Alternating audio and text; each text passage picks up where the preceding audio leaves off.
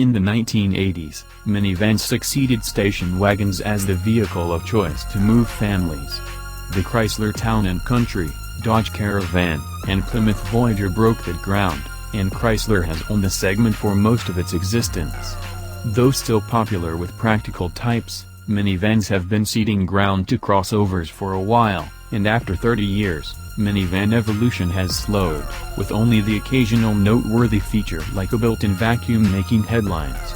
The 2017 Chrysler Pacifica Hybrid is the next big idea in the segment.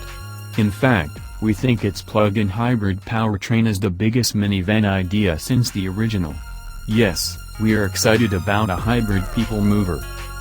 For 2017, Chrysler has reworked, refocused, and renamed its minivan effort, ditching the Town & Country moniker in lieu of the Pacifica nameplate.